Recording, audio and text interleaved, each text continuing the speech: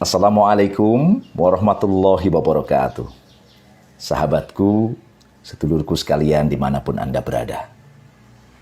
Ya, umat Islam dan seluruh rakyat Indonesia selalu saja dihadapkan dengan tipologi kepemimpinan, tipologi kekuasaan yang tidak mau mendengar rakyatnya, tidak mau mendengar keluh kesah rakyatnya, tidak mau mendengar amanat penderitaan rakyatnya.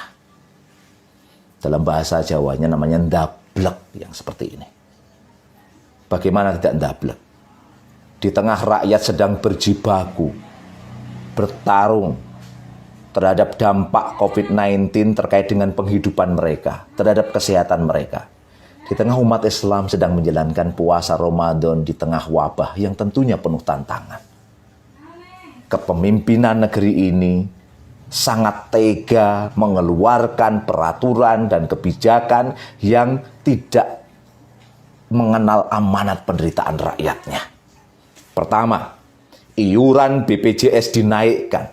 Padahal tahun lalu mereka menaikkan, rakyat menolak, dan Mahkamah Agung pun membatalkan perpresnya. Sekarang dinaikkan lagi dengan perpres yang lain. Bukankah ini tipologi yang tidak mau mendengar amanat penderitaan rakyat? Rakyat sedang berjibaku, sedang susah, malah dinaikkan. Tipologi yang demikian adalah tipologi kepemimpinan kapitalisme liberal, di mana kesehatan bukan bagian dari pelayanan.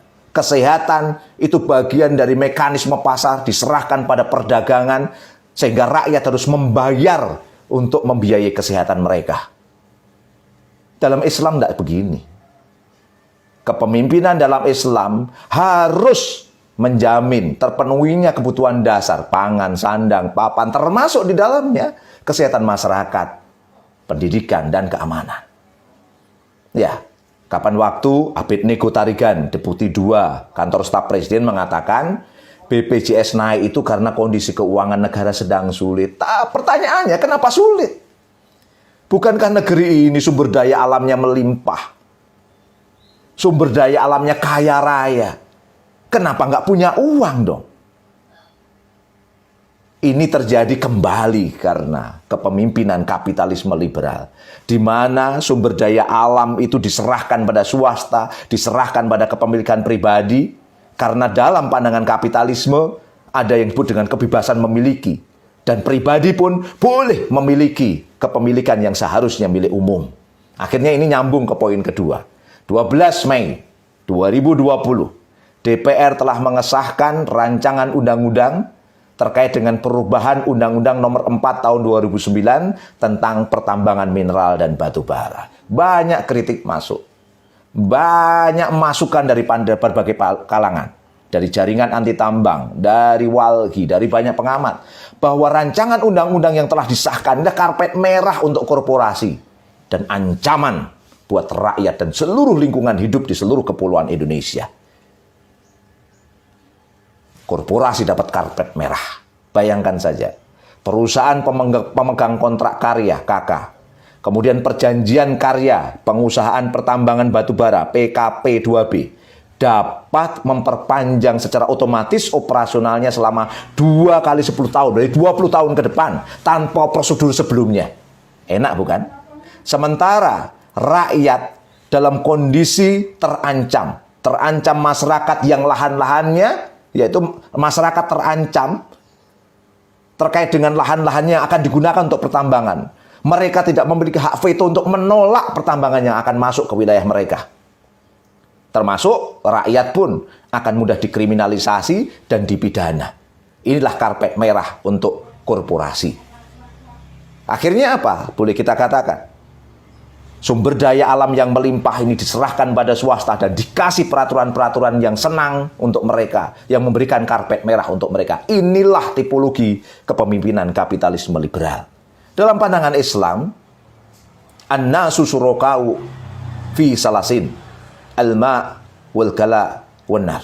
Manusia berserikat dalam 3 hal: air, padang pengembalaan, dan api. Dalam konteks ini termasuk di dalamlah sumber daya alam yang al-ma'u al-idu, seperti air yang mengalir, jumlahnya sangat berlimpah, menguasai hajat hidup orang banyak. Maka ini tidak boleh, haram hukumnya dimiliki oleh pribadi, haram hukumnya dimiliki oleh swasta, karena inilah milik umum untuk kesejahteraan umum. Oleh karena itu, tipologi ndablek yang kedua ini jauh dari konteks Islam. Akhirnya kekurangan anggaran. Kekurangan anggaran akhirnya poin ketiga. Ini juga ndablek yang ketiga. Perpu nomor 1 tahun 2020 sudah disahkan oleh DPR pada tanggal 13 Mei 2020. Tentang apa itu? Katanya sih tentang kebijakan keuangan dan stabilitas sistem keuangan untuk penanganan pandemi COVID-19. Tapi banyak kritik masuk dari berbagai kalangan bahwa sebenarnya perpu yang telah jadi undang-undang ini adalah bukan untuk menangani COVID-19, tapi untuk menyelamatkan ekonomi. Ekonomi jauh dikedepankan daripada penanganan COVID-19. Dan uniknya, pemerintah diberikan kekuasaan yang luar biasa dalam undang-undang COVID-19 ini. Mereka bebas mengatur keuangan negara tanpa kontrol lembaga lain seperti DPR maupun BPK. DPR dikebiri haknya. Tapi anehnya, DPR malah menyetujui perpu tersebut. Perpu yang mengebiri kewenangan mereka. Ini namanya bunuh diri massal DPR. Mereka akhirnya, kepemimpinan ini boleh menggunakan anggaran seluas-luasnya. Ya. Para pejabat negara bebas menentukan anggaran dan menggunakan sesuka hati tanpa persetujuan dan pengawasan. Mereka juga tidak perlu khawatir terhadap konsekuensi hukum secara pidana, perdata maupun tata negara. Defisit anggaran pun tidak harus 3%. Boleh lebih dari 3%. Lebih banyak juga tidak ada masalah. Akhirnya utang luar negeri pun dapat payung hukum dari perpu ini. Mereka nambah hutang lagi, yang hutang pasti riba. Hutang yang mengganggu kedaulatan negeri ini. Dan tentunya kalau tenornya semakin panjang, menjadikan warisan yang sangat menyedihkan buat rakyat Indonesia. Ini silahkan dilihat di pasal 27 ayat 1, 2 maupun 3. Sangat jelas sekali terjadi. Pertanyaannya, ini sistem apa? Sekali lagi, sistem kepemimpinan kapitalisme liberal yang jauh dari konteks Islam. Tapi anehnya, BPIP, Badan Begawannya Pancasila, itu malah akan buat konser tanggal 17 Mei 2020. Seharusnya BPIP itu malah berpikir, bukan buat konser, berpikir apakah kebijakan yang telah dikeluarkan tadi oleh kepemimpinan itu sesuai Pancasila tidak. Mungkin bingung jawabnya. Kalau sesuai Pancasila, maka Pancasila kapitalisme kalau begitu. Kalau nggak sesuai Pancasila, kenapa diam saja? Ini jelas kapitalisme liberal. Semua kebijakan tadi kapitalisme liberal. Dari mulai iuran BPJS dinaikkan, memberikan karpet merah korporasi untuk pertambangan, termasuk juga utang luar negeri yang semakin ditambah. Ini semua mengganggu kedaulatan negeri ini.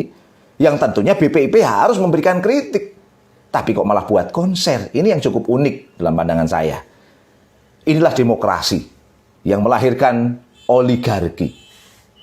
Kepemimpinan hanya digunakan untuk melayani segelintir orang yang menguasai kekayaan negeri ini, termasuk menguasai politik negeri ini. Itulah para oligark. Sedangkan rakyat harus kurus kering menderita karena kondisi terdolimi terus-menerus. Nah, oligarki ini satu sistem. Ya, di mana lahir dari demokrasi. Demokrasi menyediakan kebebasan memiliki yang diperlukan oleh para kapitalis, oleh para oligark, dan para kapitalis oligark menyediakan uang untuk membiayai kontestasi politik demokrasi yang sangat mahal. Demokrasi dan kapitalisme akhirnya bergelindan, membangun lingkaran setan problematika sistemik, rumit, ruwet, dan kusut, sulit untuk diselesaikan. Di bulan Ramadan yang mulia ini seharusnya kita semakin sadar bahwa kepemimpinan yang ada sekarang ini jauh dari Islam. Kita harus mengembalikan pada kepemimpinan yang sesuai dengan Al-Quran dan As-Sunnah. Dan itu adalah warisan dari Kanjeng Nabi Muhammad SAW. Taraktu fikum amraini lan tadhilu ma tamassaktum bihima kitaballahi wa sunnati rasulihi. Aku tinggalkan kepada kamu dua perkara. Kamu tidak akan tersesat selama-lamanya selama kamu berpegang teguh dengan kedua-duanya. Apa itu? Kitab Allah, Al-Quran, was sunnah Rasulillah. dan sunnahku, sunnah dari Rasulullah Muhammad SAW. At-tamassuk semakna dengan al-i'tisam, berpegang teguh, menggenggam kuat agar tidak terlepas. Akhirnya dalam konteks ini, para mufasir menyambungkannya dengan al-i'tisam dalam Quran surat Ali Imran ayat 103. Wa'tasimu bihablillahi jami'an wa la tafarraqu. Dan berpeganglah kamu, tamasuklah kamu, iktisamlah kamu, semuanya kepada tali agama Allah. Yang dimaksudkan adalah kitabullah, yaitu Al-Quran. Secara keseluruhannya, jangan dipecah-pecah, jangan sebagian-bagian, keseluruhannya, pegang teguh. Maka Allah akan berikan petunjuk yang jelas, tidak ada kesesatan, dan barokah yang luar biasa. Saatnya kita kembali pada hukum-hukum Allah. Saatnya ayat-ayat suci di atas ayat konstitusi. Dan saatnya syariah Islam diterapkan secara keseluruhan dalam naungan khilafah Islamiyah. Saya Agung Wisnuwardana, jumpa kembali dalam catatan yang lainnya. Wassalamualaikum warahmatullahi wabarakatuh.